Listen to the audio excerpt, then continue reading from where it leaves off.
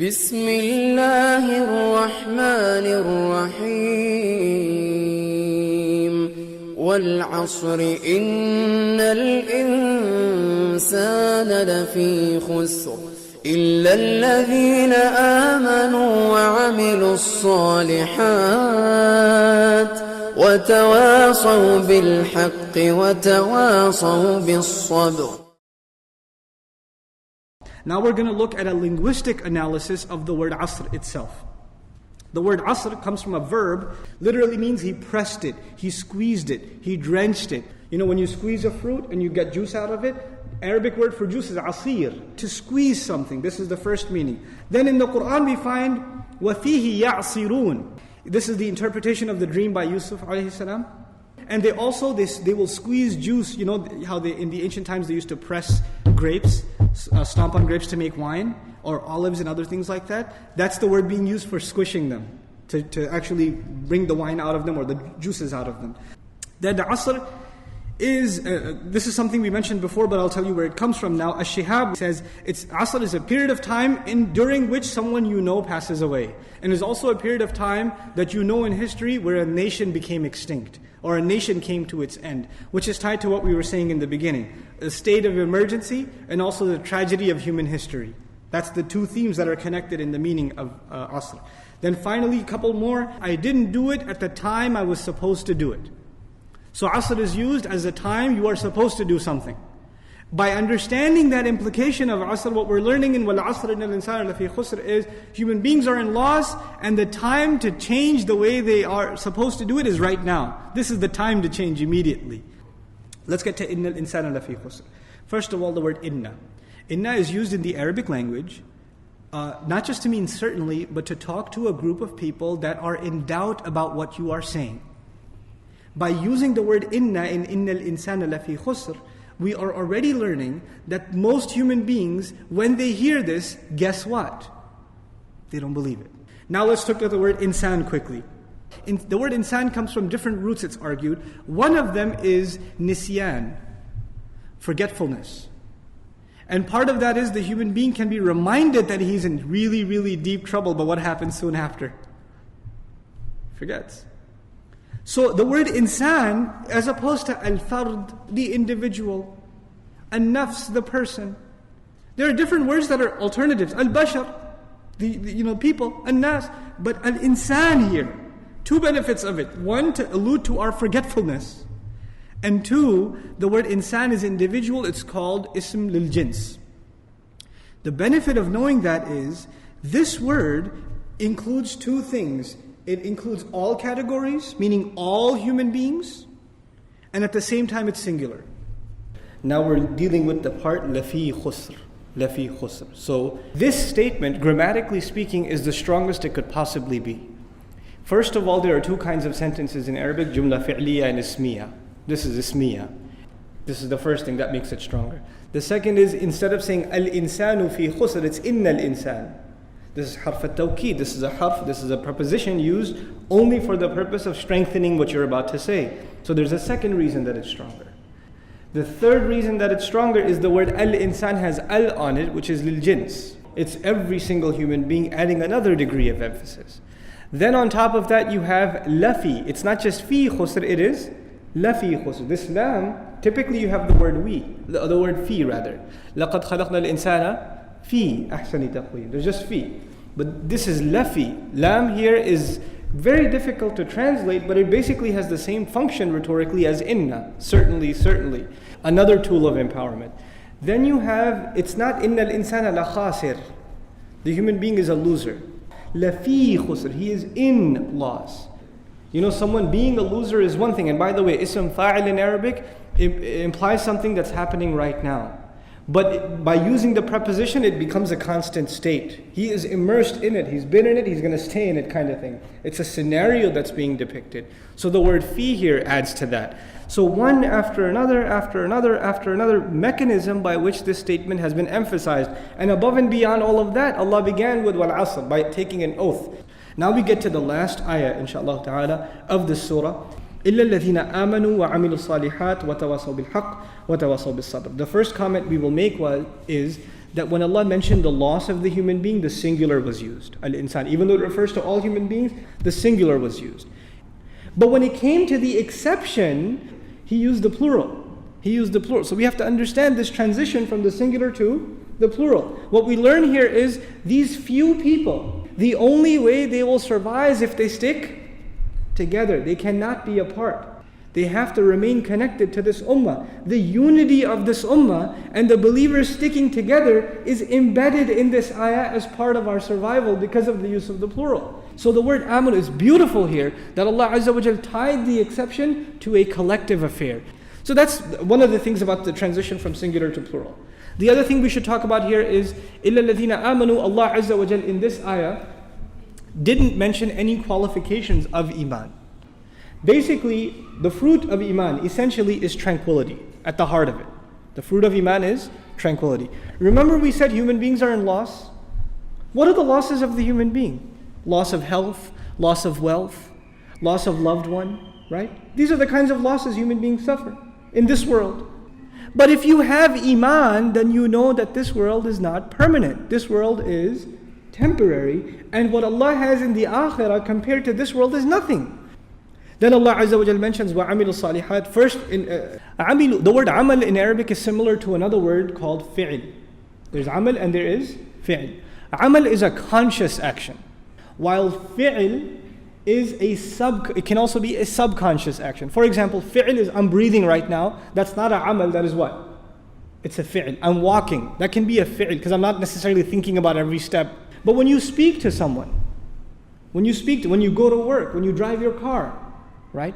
So here Allah Azza wa Jal is making us, one thing we're realizing is we are answerable for every single act that we did consciously. And then the word after it, amilu as-salihat. The word as-salihat is actually an adjective. It comes from the word salaha, which means to reconcile and to rectify. They do goods, literally, if you want to rough translate it, goods.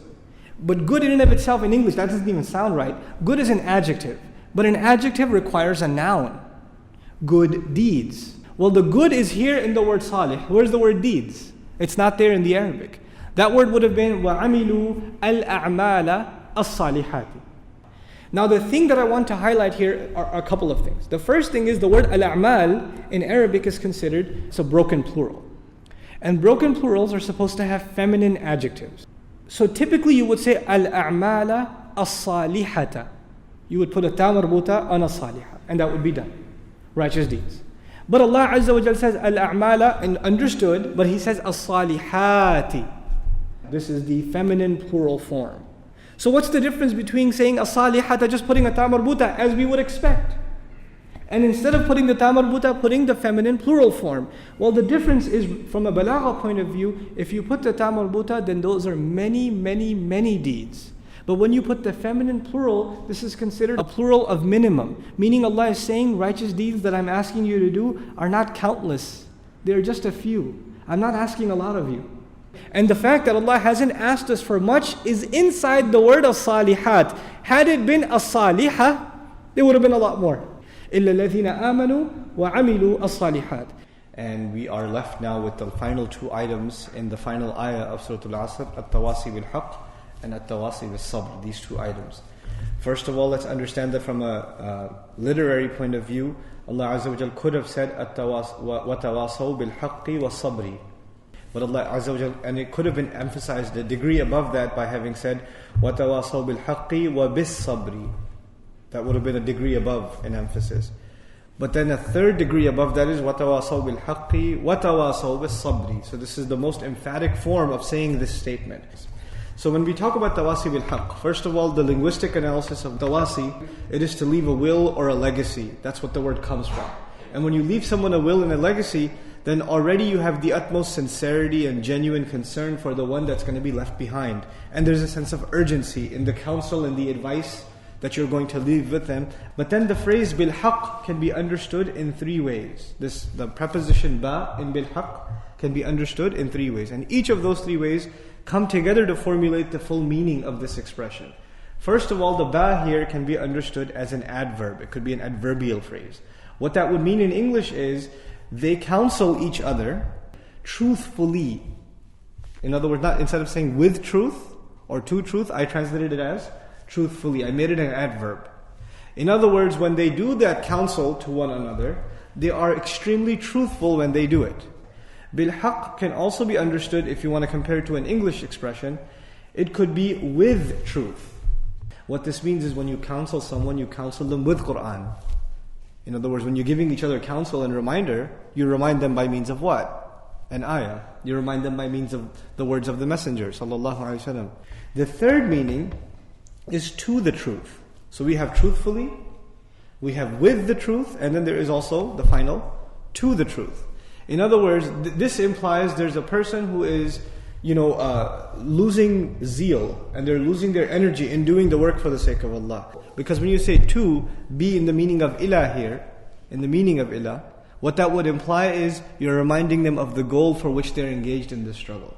So these are the three benefits of just the ba in وَتَوَاصَوْا بِالْحَقِّ.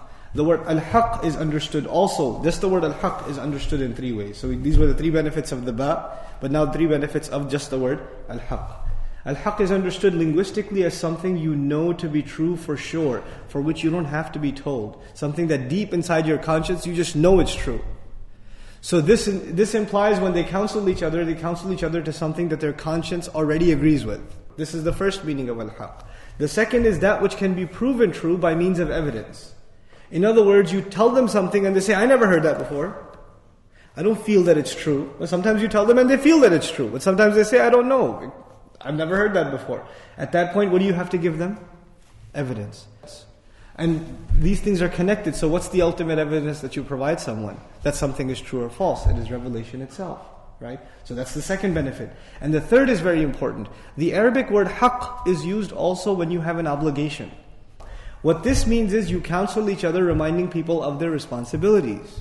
So much is embedded in these three word phrase, وَتَوَاصَوْا بِالْحَقِّ, in these three words. When you do this work, it will require and necessitate patience. So Allah Azza wa Jal concludes the surah by saying, وَتَوَاصَوْا بِالصَّبْرِ. Sabr, the word sabr means several things. And in English, it's kind of unfair to translate it as patience. It certainly includes patience, but it includes perseverance. Perseverance implies when things become difficult, you still hang on. You still keep going, chugging along. This is persevering. It also implies commitment. In other words, you never get lazy, you never slack off. You remain committed, like you're committed to getting to work on time every day. It also implies constancy. In other words, your commitment doesn't fluctuate. It doesn't go up and down. It's the same. If you can have the same level of obedience to Allah, whether times are easy or they are difficult, then you have exercised the quality of as-sabr. That's what sabr is. So now, but Allah doesn't say, وَتَوَاصَوْا بِالْحَقِّ وَصَبَرُوا. This is very important.